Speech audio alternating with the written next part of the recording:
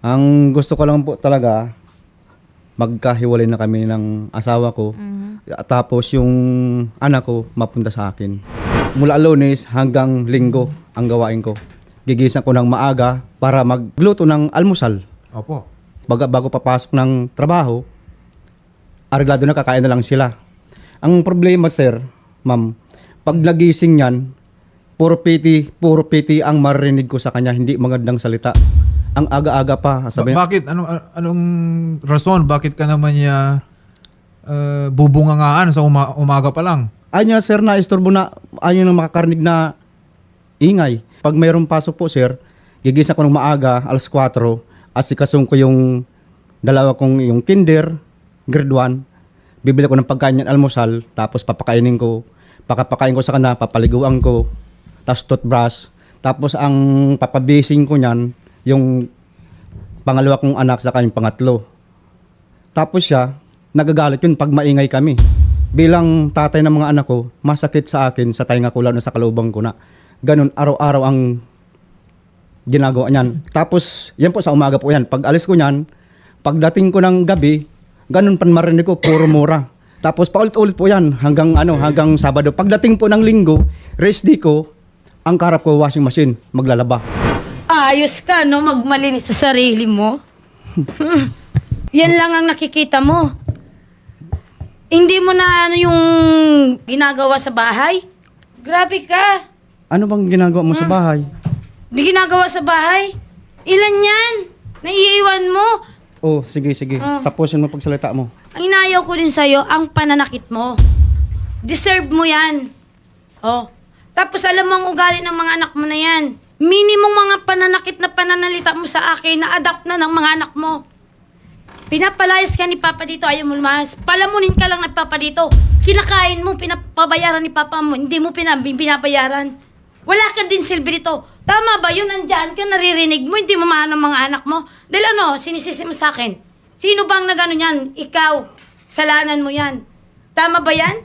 Pero makapagpayo ka sa ibang tao, ano mo naman, uliran mong ama.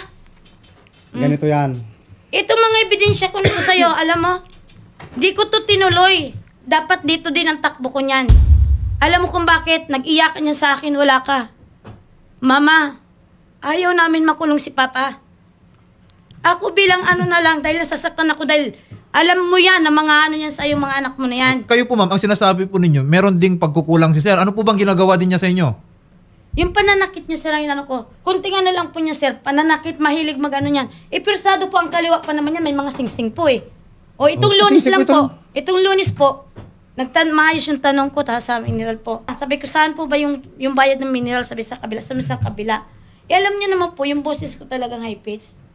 Aba, para na po siya. Sabi ko, saan nga kabila? Biglang, sabi, huwag mo akong sigaw. Sinipa pa niya po ako, tapos sinapok niya po Kasi ako. may mga litrato Opo, sir. dito ha. Dito pa, sir. Ito, puro pasa-pasa si ma'am, may black Hindi pa eye. yan, sir. Ano po yan, sir? Ano po nangyari yan po yan, dito? sir. Matagal na po yan. September 28, 2023. Kahit nasabihin natin na 2023 pa yan o 2025, bakit naman umabot sa punto na na-black eye? Dapat hindi po talaga yan mangyayari. Kasi hindi talaga maganda. Sorry, yan litrato pala, yan. March 28 yan ng gabi nangyari. Hindi ko siya sinaksak niya po ako dito ng gunting. Hindi ko yan sinaktan, sir. Mali po, sir, ang kwento niya, sir. Pabayaan mo muna ako. Teka lang, Papatapusin mama. muna ako. Sige. Hindi ko alam talaga kung anong dahilan. Ba't niya ako, sabi ko, bakit galit ka sa akin? Minsan, napupuno din ako. Nagsasagot ako sa kanya. Ang ginawa niya, kumuha siya ng gunting. Sige, sasaksakin kita nito. Nagtayo lang ako. Hindi ko siya hindi ko siya pinabayan. Bigla na lang ako nagulat. Sinaksak ako ng gunting dito. Mabuti dito sa buto. Hindi dito, sa kalamnan. Ayun, hinayaan ko lang, sir. Magdamag akong walang tulog. Ito, pag nag-away ba kayo, talagang sakitan kayong dalawa? Ako po ang apela sa kwento niya, sir. Nangyari po yan nitong March 2024. Yan ang nasaksak ko po siya. Na po siya, bago nangyari po yan. Kaya po siya nasaksak ko ng gunting. Kasi po, nag-away na kami niyan. Hindi po ako makaganti sa kanya. Ang ginawa ko po, ginagantihan ko yung manok niyang panabong. Tapos po ako, may dala-dala po akong Nagalit po siya. Ngayon po, yung kapitbahay namin, yung tapat po, may bato na mauupuan po. Sa sobrang gigil ko po, na hindi ako siya makaganti dahil malakas po siya, hindi ko siyang kaya. Yung manok niya pang pinuntirya ko. Itinulak niya po ako doon sa may simento. Napaano po ako, napabaliktad po ako, nauntog yung ulo ko, doon po nandilim yung ano, hawak ko na po yung gunting. Nabigla ko po siyang nasaksak yun. Yun po ang Hindi ka kwento, nabigla. sir. Talagang point Ganito mo sir, lang. ate, Tapos lang, ha? naulit. Kanina nabanggit niya, gusto niya nang makipaghiwalay. Yes, sir. Okay. Si ma'am naman, pinakita niya dito, aside from yung mga litrato na siya ay na black eye, pasa-pasa. Pinunta ko talaga dito, sir. Yun din karapatan din ng anak ko. Kasi pag uwi ko kahapon, sir, ang sabi sa akin ng anak ko, Papa, tingnan mo, maga to.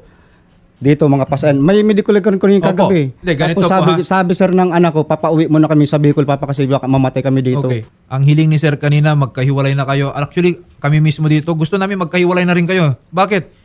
Sa mga narinig namin sa inyo, magpapatayan kayong dalawa sa bahay. Umamin ka, sinubukan mong saksakin. Ikaw naman, puro black eye, puro pasa-pasa yung misis mo, may Gawa po, medical sir, legal. Hindi, sir, nangyayari teka lang, na, ha? sir, eh. Kung gusto po ninyong maghiwalay, wala po kami problema. Hindi namin kayo pagpipilitin na magtira sa isang bahay. Hindi kayo safe sa bawat isa. Ngayon, dun sa anak, okay, may concern dun sa mga anak. Yun, ma'am, sir. Nadadama yung mga anak dito. Kayong dalawa, dapat alam ninyo na bilang magulang, proteksyon ang obligasyon nyo sa mga bata. At the mere fact, no, na may gagawin kayong physical, psychological, abuse dyan sa mga bata, sir, pwede kang sampahan ng bawsi. Ikaw naman, ma'am, pwede kang sampahan ng child abuse. Why? Okay po, sir. Because those are acts of cruelty. Opo, sir. Mag-ayos kayo bilang magulang. Problema ninyo mag-asawa, dinadami ninyo yung mga bata, naririnig yung away ninyo, nakikita yung ginagawa ninyo. Hindi mabuti yung pinapakita po ninyo. Pero tatawagan din po namin yung barangay para ayusin ninyo. Okay, yung mga affairs ninyo. Dahil kasal kayo, kayong dalawa po ay merong joint obligation and joint rights of support and custody over the kids. The kids must be protected. Etong ginagawa ninyo sa bawat isa, this must be stopped. Otherwise, kami na mismo magsasampa ng kaso sa inyong dalawa.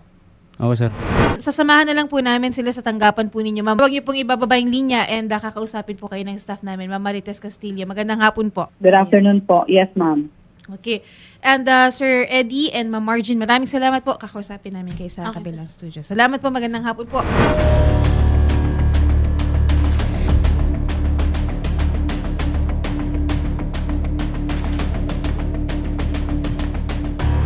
Gusto niya daw po nang makipaghiwalay at makuha po yung mga anak po nila. Kung gusto po nila ng legal na hiwalayan, sa korte po yan dadaanin. Ngayon, kung gusto po ninyo makuha yung mga bata, proseso pa rin po yan, sir. Na supposed to be, dadaan po kayo ng DSWD. Hindi po yung ngayon kaagad, kukunin nyo po yung bata, sasabihin nyo kukunin nyo. May proseso po tayong gagawin.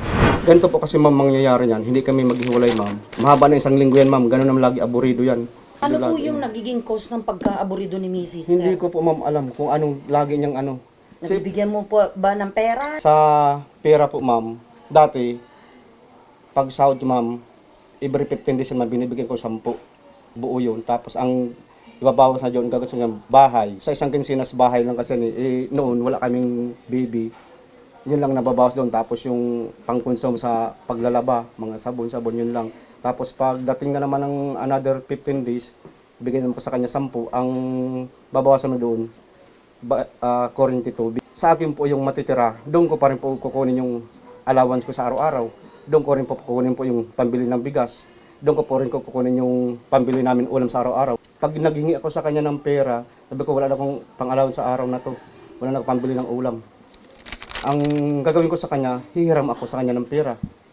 Tapos yung hiniram ko na pera na yan, sabi ko sa kanya, hiram hindi hingi. Paperam ako ng pera, pero ang tagal para akong bang pulubin na namamali mo sa kanya, kaya masakit sa kalooban ko, ganun ang ginagawa niya sa akin.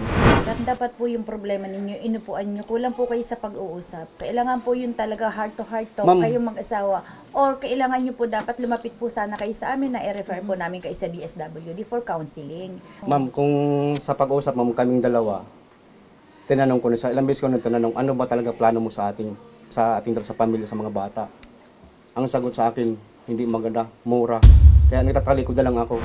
Ano po ang plano po ninyo, ma'am, na ito po na nagrereklamo na naman po ang inyo pong mister? Ako na lang po hingi po talaga ulit-ulit ko sasabihin na mag-sorry sa kanya sa nagawa ko. Hindi ko po kayang mawala sa akin ang mga anak ko na mawalay sa amin, ni isa po sa aming mag-asawa. Promise, ano ko talaga, nagbabago talaga.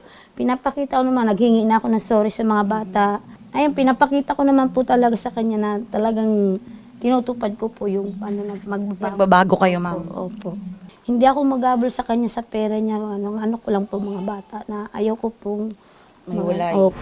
Mag-undergo po kayo ng counseling. I-refer ko po kayo sa DSWD for counseling. Kasi kailangan po kayo pag nag-uusap ng ganyan, kailangan nyo po may namamagitan lagi.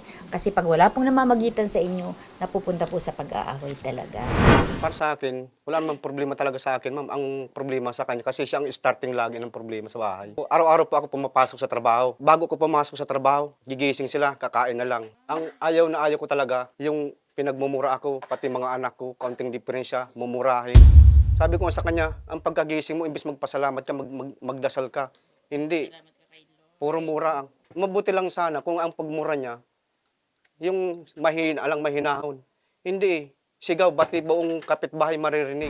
Ma'am, mag-a-assist na rin naman kami pagsasamahin yung schedule natin. Kung i-endorse po ng avowsi po ng barangay, ang schedule doon sa ating CSWDO, susunduin po namin kayo at pupunta po tayo doon. Para Kaya, sigurado. opo, para sure po. No, ma'am? Ikaw, ano yung last mensahe mo sa mister mo? Pa, willing kong ibigay sa mga bata. Kaya lang, naano din ako dahil itong maliit. Ayaw kong mawala sa kanila. Kung sa akin man mapupunta yung 5 po, na naman po ako dahil ayaw ko din po mawalay sa kanya. Kaya yun ang pakiusap ko sa'yo. Assurance ko sa'yo na pag once na ano talaga, ako na mismo ang mag-ano sa'yo barangay dito na, sige mag-ano ako na ganito, nakapag-ano ako, willing na ako mag-ano sa kanya na yung pagbigyan yung ano na, hiwalayan na siya. O, tapos mag-usap at magpaliwanagan, ang bawat panig ay humingi ng tawag si Margin kay Eddie at nangako na hindi na niya uulitin ang mga nagawa niya. Napupunta din ang mag-asawa sa DSWD upang mag-counseling. Ito turn over ng Women's Desk ang kaso ng mag-asawa sa DSWD. Ayon kay Margin ay magbabago na siya at hindi na mananakit at magmumura. Na kung maulit ang nangyari ay siya na umano ang kusang aalis para sa ikatatahimik ng kanilang buhay.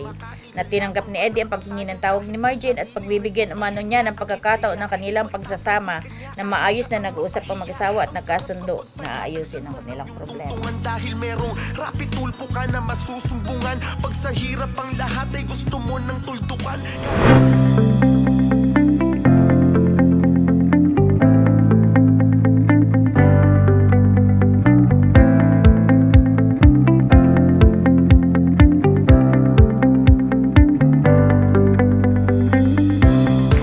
So ngayon sir, nagpunta tayo sa barangay po, no, in-advise po ng ating vowsy na pagbigyan pa muna para sa mga bata at maayos at merong recommendation na mayroon kayong marriage counseling sa social worker. At syempre hiling din naman po namin na maging magkaayos kayo ng pamilya po ninyo. Wala na sa plano ko yun eh. Kasi isa lang talaga ang point na pinunta ko doon, magkaroon kami ng kasunduan na maghiwalay. Yun talagang, wala na akong ibang inisip na bigyan pang pagkakataon kasi nakailang beses na kami nag-uusap sa barangay niyan. Nangangako siya doon na hindi na siya magmumura, hindi siya mananakit, lalo sa mga bata. Kaya lang, mga 1 linggo lang makalipas, nandoon na naman. Ako, nandito ako sa harap mo para humingi ng sorry sa lahat. At tutuparin ko yung kasunduan na yun sa barangay na hiningi ko ng tawad sa'yo, na tutuparin ko yun. Magbabago ako. Yun ang ayaw ko, na maging broken family tayo. Kaya gagawin ko talaga to. Yan pinapakita ko sa'yo, totoo na yan. Masabi ko sa iyo, salamat kung gagawin mo yung sinasabi mo. Dahil nagkapatawaran po kayo sa isa't isa, gusto rin po kahit paano ibalik naman sa inyo ni Idol Rafi. Kaya po, yung buong pamilya po ninyo ititreat po ni Idol Rafi. Sir Rafi, thank you po. Tatanggapin po namin yung offer nyo para po sa mga bata. Idol Rafi, maraming salamat po sa sa oras na binigay niyo sa amin.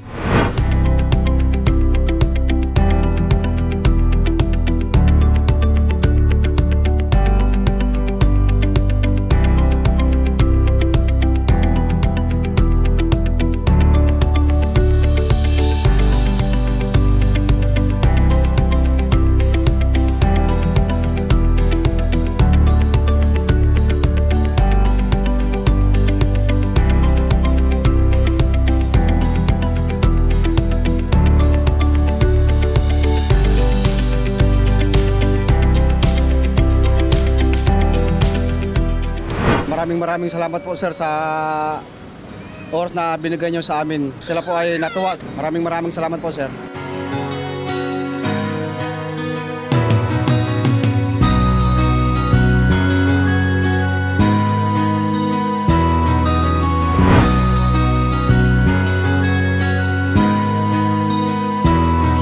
Rapid Isang taong hindi ka iiwanan basta nasa tama ka. Ilalabang ka ng patayon kahit na sariling reputasyon niya ang itaya.